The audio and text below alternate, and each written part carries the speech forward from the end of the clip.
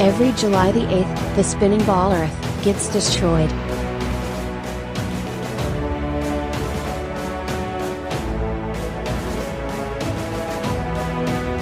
Every July the 8th, the spinning ball Earth gets destroyed.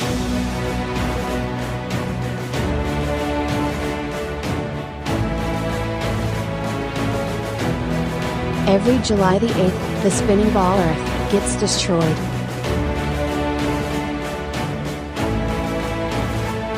So wait, you don't believe in the moon landing? Absolutely not. We've been learning about this shit in school for decades. What the do you mean you don't believe in that shit? Are you some type of conspiracy theorist or something? So let me get this straight. You really believe that in 1969, when televisions were still in black and white, and folks were still using rotary fucking phones, and most new cars sold in the United States didn't even have power windows or fucking air conditioning, that we just strapped two cowboys into what was essentially a fucking Coke can with a Chevy small block attached to it, and just launched them fuckers out into orbit on nothing more than a hope and a fucking dream, and somehow managed to land that glorified bottle rocket safely on an uncharted lunar surface, where they then got out and played hopscotch for a few hours, and then they got right back inside that fucker, and then somehow managed to launch themselves back off the goddamn moon with no infrastructure. And then a few short weeks later, they landed safely back on Earth. You really can believe that that happened? Goddamn, you're a gullible son of a bitch. I bet you still believe in Santa Claus, you goofy bastard. So let's talk about this alleged space flight from Virgin Galactic, because I think when you try to call it a space flight and you try to use it as some kind of proof that you're going to see something like this when you get up there, it really diminishes what the accomplishment is, because it is a phenomenal accomplishment. No one is trying to take anything away from that. But you're not going to go up there and see stars. You're not going to see planets. You're not going to see a little blue marble off in the distance anywhere. I'm sure you probably remember that guy named Felix Baumgartner, who famously did the Red Bull Edge of Space jump. Well, Felix, he's the guy you remember. He got up there and then lied on TV about seeing the curvature of the Earth. And then Neil deGrasse Tyson also famously had to come in and run cover for his lie. So to give you perspective on that, got the globe for you. So 24 miles, I did some math, you know, not Neil deGrasse Tyson or anything, but that's roughly half the distance that you're going to be going on this space flight. Well, according to the globe math, that would put you about 4 millimeters above the surface of the Earth. And from 4 millimeters above the surface of the Earth, that stuff is flat. I'm telling you, that stuff is flat. The Chinese shows us a flat horizon. NASA shows us a curved horizon. Somebody is lying here. If the shadow on the moon is caused by the Earth blocking the sun, then explain how this is possible. The Earth is not in the way of the sun at all. They are both in the sky at the same time. Flight paths that don't make sense on a globe, part 2, or a pair, as Neil deGrasse Tyson would say. But in the comments, y'all were like, bro just literally proved the globe. Bro doesn't listen to himself. But before we get started, most of you guys don't know this. East to west circumnavigation, done millions of times. North to south, done 0 times. Cause maybe we live on this, and not on this blue ball, or pear. But I've done too much talking, so let's go. So let's do Cape Town, South Africa, to Auckland, New Zealand. So as you can see, Cape Town, South Africa, to Auckland, New Zealand. Hit search. 1 stop.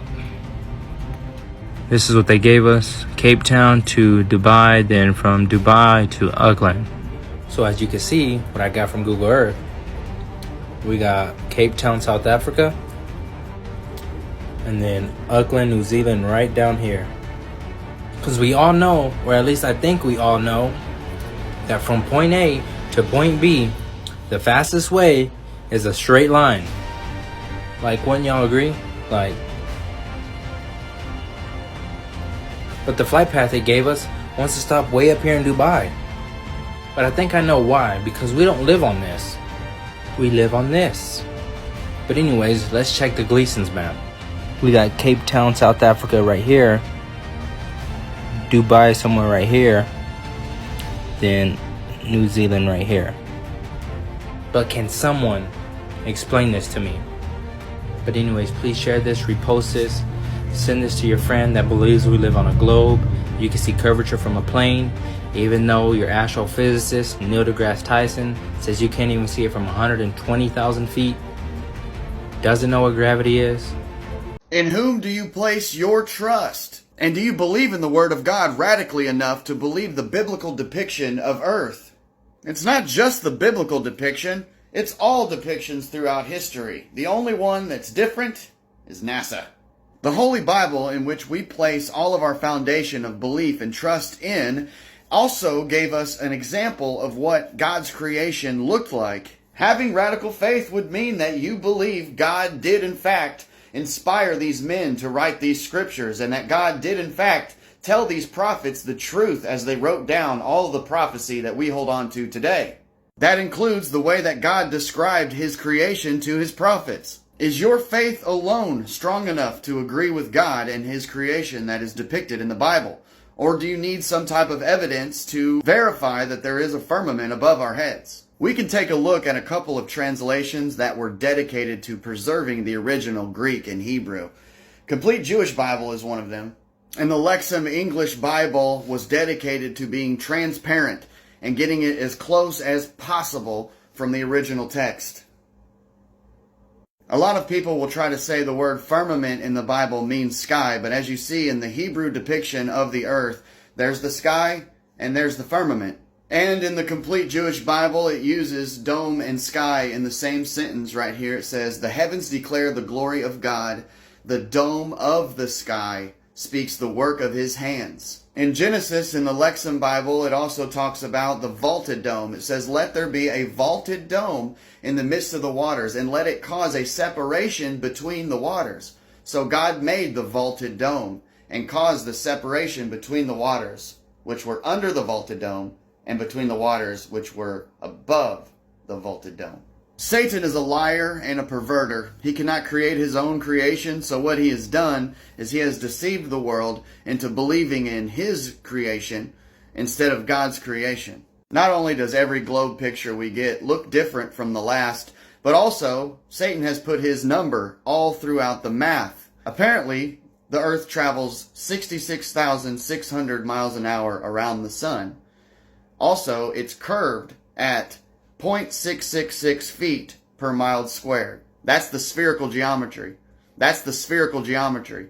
The earth is tilted at 23.4 degrees, leaving 66.6 degrees in a 90-degree angle. This was all of NASA's official measurements, and they've actually changed it since people like me have been catching on to it and spreading it like wildfire. It's now a 66.5 degree difference, and the Earth now travels 66,700 miles an hour around the sun. Why are they changing it? I'll tell you why. It's because Satan was so proud of his creation that he had to put his signature all over it, and now that we're finding it out, he has to remove it. This is a fountain in Sydney, Australia, and around this edge it'll say Antarctic Circle. Remember that word? We haven't heard it in a long time. Antarctica is the ice wall where he's prescribed those boundaries for the water to not transgress. If you try to research this on Google or YouTube, it is all pieces that are just making fun of it. You can hardly find any authentic flat earth research on any major platforms anymore. We believe that Admiral Byrd actually found the dome during Operation Deep Freeze, as he named a lot of the regions Dome. And we know it was Admiral Byrd that named these regions because he named one after his wife right over here, Marie Byrd Land. And Admiral Byrd passed away right after Operation Deep Freeze, and Operation Fishbowl ensued.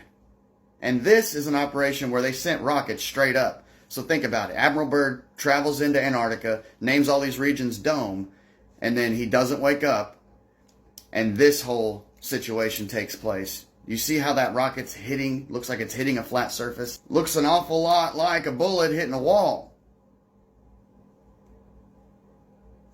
Look at this. Looks a lot like what we just saw. So this man travels into Antarctica, makes a discovery, and the next order of business was sending rockets straight up in an operation called Fishbowl Dominic. Fishbowl of the Lord. Dominic means of the Lord. And you see this blue stuff when the rocket does hit the firmament, and you see this blue stuff kind of...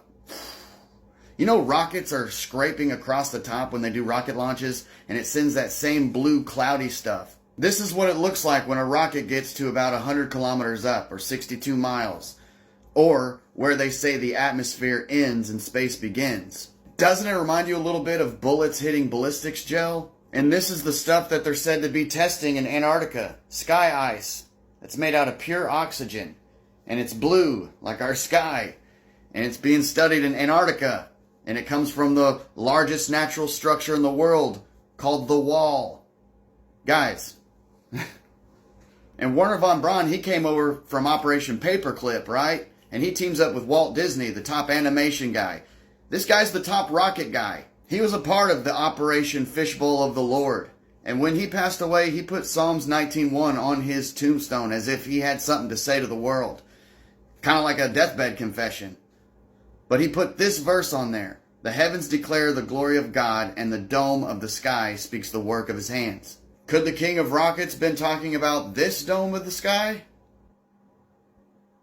And all these world leaders have the flat map as their logo. World Health Organization, the United Nations, the World Meteorological Organization, the International Maritime Organization, and the other countries' equivalents. I don't know what that is. And when Jesus comes riding on the clouds for the whole world to see, how are they going to see it here? What about Australia? My buddy Joseph Sherwood pointed me to this, which got me thinking, hey, I wonder if there's translations that are closer to Greek and Hebrew that we can find some better answers, because there's this big argument about the firmament and what that means. And hopefully this clears it up, but I'm telling you guys, the God of this world, Satan, who controls the narrative, he has been covering up God's creation. Not just that, but perverting it. I'm telling you, he's trying to create his own little creation. There's clues everywhere. Do you radically and authentically believe in God's word? I believe that there are spells attached to this, incantations, and there's triggers that happen when this gets brought up. People get angry, they get upset. I'm just on the pursuit of truth. I believe that God wants us all to figure out which deceptive spirits are trying to control the narrative and control our minds. This has been the biggest control of information war I've ever seen in my life. You could find all the 666s in that, and now it's being changed dramatically. The primary searches for flat earth or biblical earth have been manipulated severely. Google and YouTube both are the worst places to look up flat earth information or biblical earth information. They've got it under wraps, so you have to go to like bitshoot.com or a place where you can get authentic research and actually learn about these things.